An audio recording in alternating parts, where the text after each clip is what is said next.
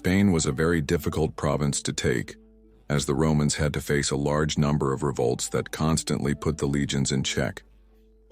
To put it in context, Gaul, present-day France, was conquered in 9 years, Hispania in 2 centuries. This fact, although it may seem shocking, has its nuances.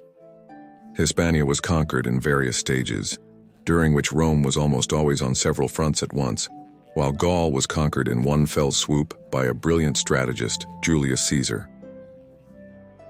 But anyway, let's get to the point. In this video, we are going to make a top 5 of the tribes or cultures of the Iberian Peninsula that most influenced the first stage of the Roman conquest of Hispania. In the number 5 spot, Edetani. The Edetani were an Iberian tribe that inhabited northern present-day Valencia and southern present-day Canción. The Edetani as such did not cause problems for either Carthage or Rome, at least not directly. These warriors did not win battles or defeat the legions or the Punic armies. However, they had a city that Hannibal and Rome wanted to control. This city was Ars, now known as Sagunto.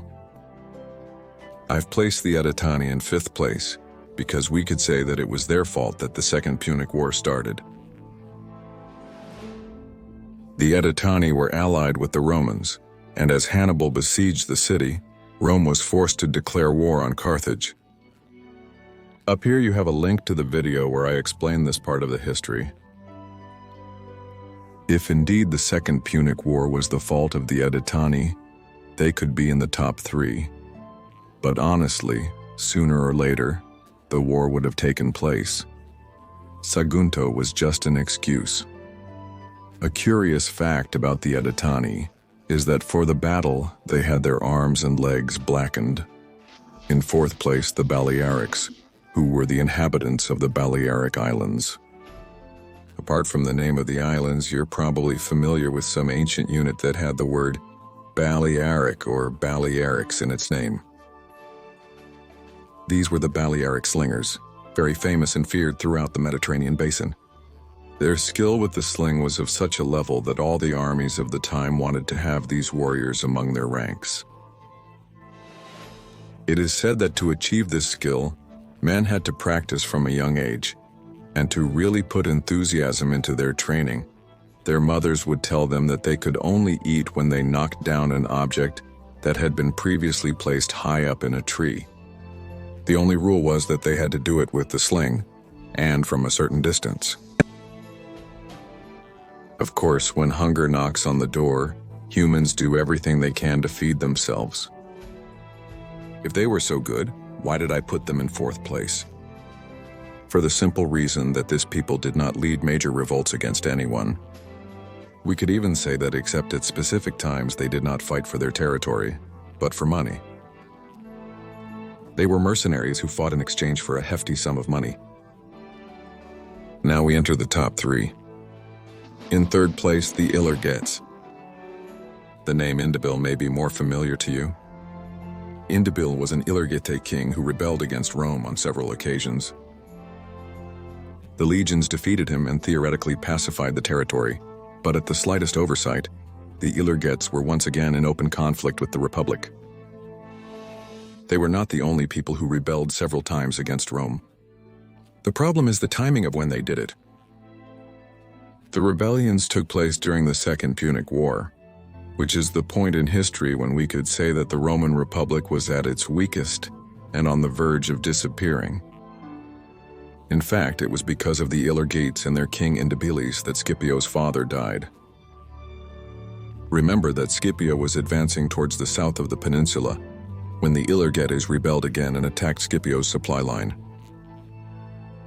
Scipio gave a about-face and began the pursuit of the Ilergetes, but when they caught up with them, the Carthaginians had surrounded the Romans and massacred them. Days after this battle, Neo would die, the brother of Scipio and uncle of Scipio Africanus, attacked by the 3 Carthaginian armies of the peninsula. The link to the video narrating the historical context is left on screen.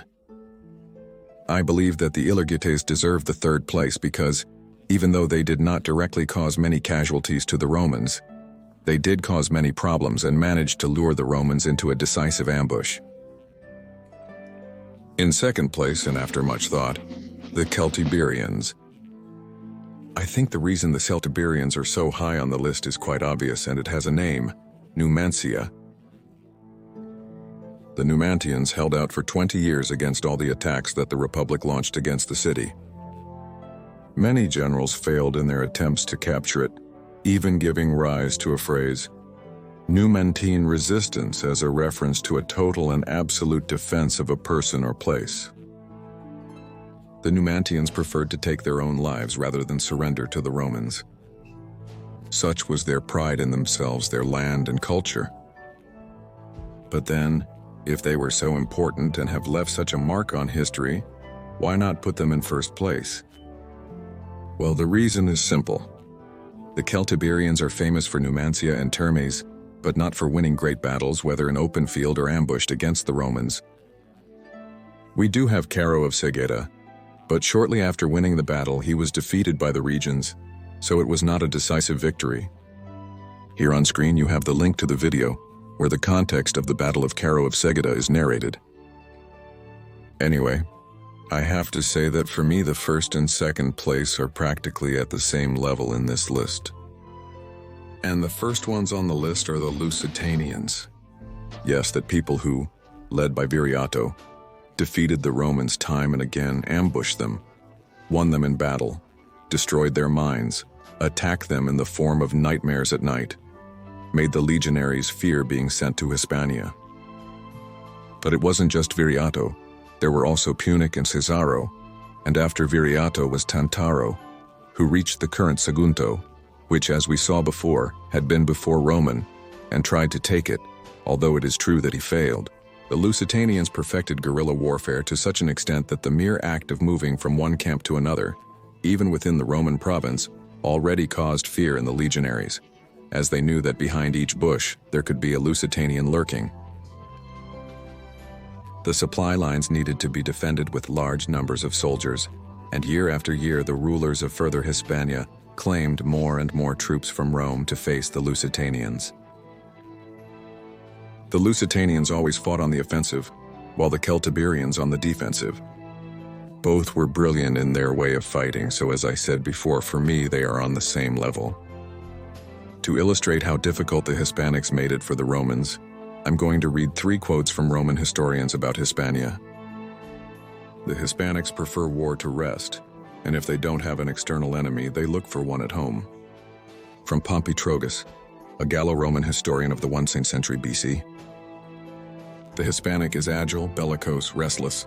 Hispania is different from Italica, more inclined to war because of the roughness of the terrain and the character of its men. Titus Livius, Roman historian, 1st century BC. The Hispanic nation, or Hispania, failed to unite against Rome. Defended by the Pyrenees and the sea, it could have been impregnable. Their people were always brave but poorly organized. Lucius Annaeus Florus, Roman historian, 2nd century AD. And that's it for today's video. If you think the order of the tribes should have been different, or you think some more should be added, let me know in the comments and we'll discuss it together. Subscribe, hit the like button, and see you in the next video.